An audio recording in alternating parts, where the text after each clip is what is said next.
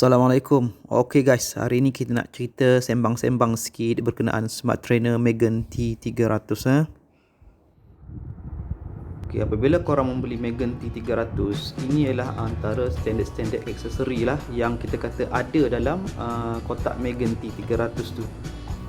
Yang pertama, ini garis panduan lah kalau kita macam quick guide lah kot untuk guna Megan ni. Tapi dia punya semua dalam bahasa Cina. Jadi kena cari kawan bahasa Cina lah untuk translate sebenarnya. Tapi tak ada masalah pun sebenarnya. Megan T300 ni kalau rujuk dalam, kita cari dalam YouTube pun sebenarnya berlambak sebenarnya garis panduan untuk quick guide lah kita nak set up dia sebenarnya. Dan kalau rajin cari internet mungkin ada lah dia punya quick guide dia dalam bahasa Inggeris. Aku dah cari tapi tak jumpa. Okey, seterusnya ialah power supply, power adapter. Standard lah macam yang kita gunakan dekat barang elektrik kita yang biasa tu lah. Okay, tapi kena ingat lah sebab dia daripada China, jadi dia punya adapter ni mungkin adapter daripada China lah. Dia punya adapter ni, jadi dia tak compatible dengan kita punya plug yang dekat Malaysia ni. Jadi kita perlukan converter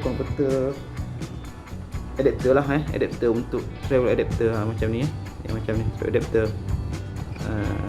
Setengah seller dia dah bagi sekali macam free gift lah, tapi aku punya ni tak ada, jadi aku terpaksa belilah. Tapi stok dah dekat rumah, jadi ambil je lah. Jadi kita boleh guna macam tu. Jadi kena ingat lah, kena ingat kalau korang boleh deal dengan seller, minta terus, senang, minta sebagai free gift lah. Ini berapa ringgit ini sebenarnya adapter, travel adapter ni. Okay. Yang seterusnya ialah Bluetooth punya untuk connector lah, untuk connect daripada laptop ke Megan punya trainer. Dan juga untuk connect daripada kalau korang pakai heart rate, dia pun kena pakai benda ni juga. Setengah seller kadang-kadang dia dah masukkan package, maknanya dia tak guna Bluetooth, dia bagi ANT Plus. Bergantung kepada package yang sahabat belilah macam mana kan. Macam saya beli package yang tak ada ANT Plus sebabnya dekat laptop tu sebenarnya dah ada Bluetooth sebenarnya. Jadi kita tak perlukan pun Bluetooth punya adapter ni. Cuma kalau dalam kes sebagai contoh laptop tu dia tak dapat detect dengan cantik dengan trainer Megan ni, itu mungkin kita perlukan Bluetooth punya adapter ni. Mungkin kita perlukan Bluetooth adapter dengan dia punya wire penyambung tu untuk dari laptop ke Bluetooth ni. Kita boleh letak dekat sikit lah dia punya sensor Bluetooth dengan trainer tu. Begitu juga dalam kes ANT Plus.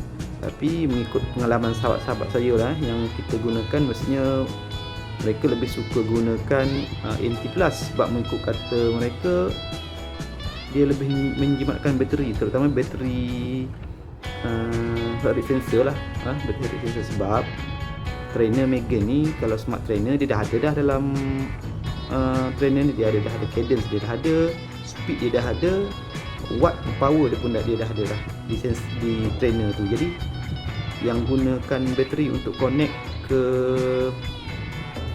Bluetooth atau ANT Plus ialah hanya heart rate sensor lah saja. Kalau guna ANT Plus biasanya bateri tu lagi tahan lah. Biasanya kalau guna Bluetooth ni dia agak kuat makan bateri, ikut pengalaman sahabat-sahabat saya. Okey, seterusnya ialah ni quick release punya untuk kita punya adapter lah, quick release punya lever.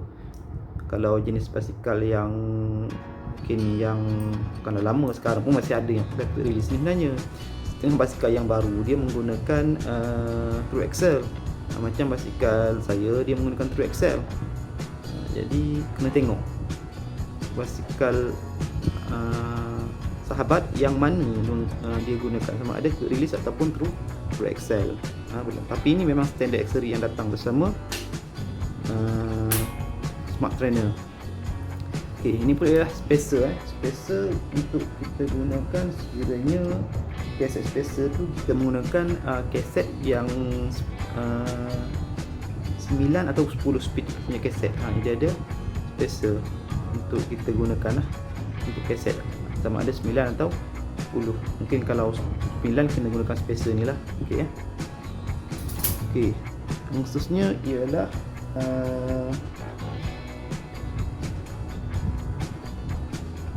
quick release converter. Ini untuk kita gunakan sekiranya kita menggunakan quick release punya basikal jenis quick release. Jadi kita perlu gunakan converter inilah untuk kita ikat basikal basikal yang bahagian belakang tu dengan smart trainer tu. Dan kena ingat juga lah, tengok basikal sahabat macam mana dia punya setengah basikal. Kalau basikal saya dia menggunakan true axle, jadi kena beli converter jenis true axle lah. Ini dia bagi standard yang untuk quick release. Tapi kalau boleh deal dengan seller, maknanya tak nak yang quick release tapi nak yang true axle, mungkin harganya kita boleh kira dengan seller lah berapa kembalian. Mungkin boleh tolak balik, tapi boleh bagi yang tukar swap saja. Macam saya beli itu, saya pun silap lah, tak bertanya dengan seller dulu. Bila sampai yang quick release, basikal saya true axle, jadi terpaksa saya beli lain pula untuk true axle. Harga untuk true axle tu, dia punya converter tu tengoklah macam-macam harga. Dalam Shopee ada RM60, ada RM40. Pandai-pandai carilah yang mana kita kenal lah. Tapi kena tengok. Kalau boleh deal dengan seller, deal terus. Tengok basikal kita jenis pakai true axle ke quick release, terus deal, ambil yang mana kita nak gunakan. Cuma ini spana ni pun saya tak tahu apa gunaannya. Kalau tengoknya dalam luar, kalau dekat luar trainer ni tak ada pun kita kata nut spana nut jenis macam ini. Kemungkinan pada bahagian dalam trainer lah kot, tapi dia tetap disertakan bersama trainer tersebut dalam kotak ni. Okey.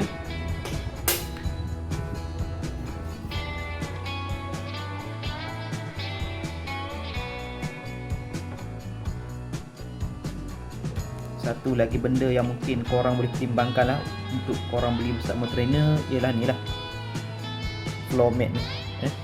Floor mat untuk kita lapik trainer dengan basikal lah.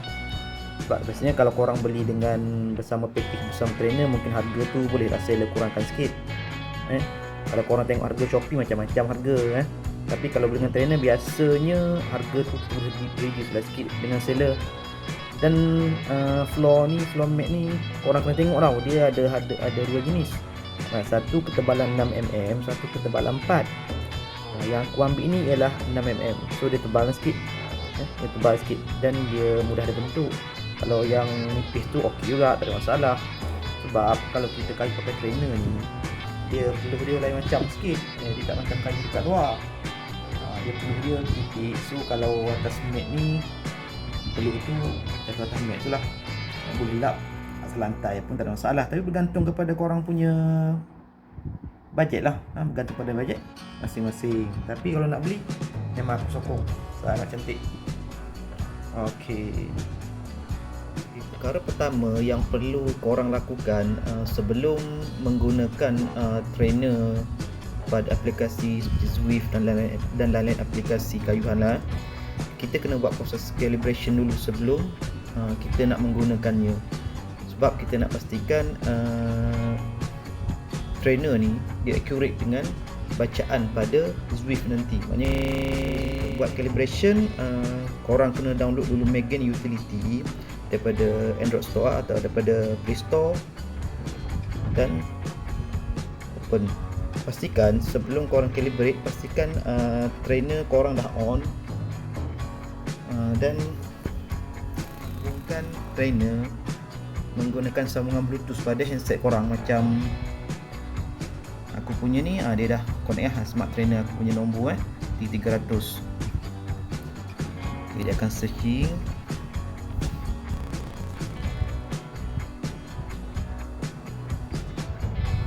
Okey, bila search dia connect, dia akan tunjukkan inilah papan pemuka untuk kita buat calibration. So untuk calibration, korang kena spin down dan dia kena ride selama 10 minit dan wattnya tidak kurang daripada 100 watt.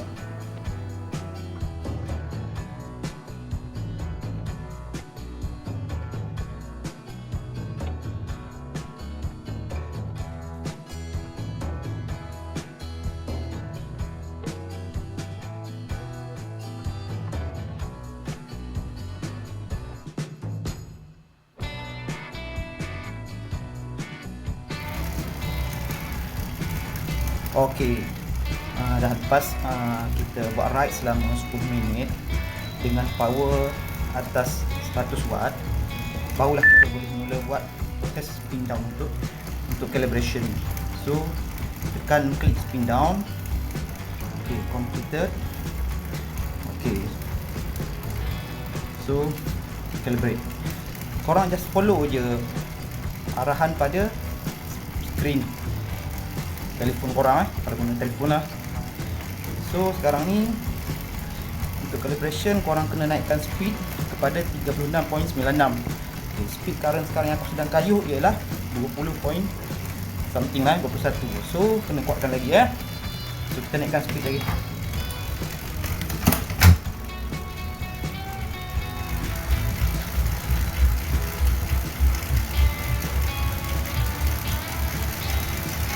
Telah sampai kepada speed yang diarahkan dalam telefon ni, korang just stop kayuhan dan biarkan speed tu turun dengan sendiri sehingga selesai lah.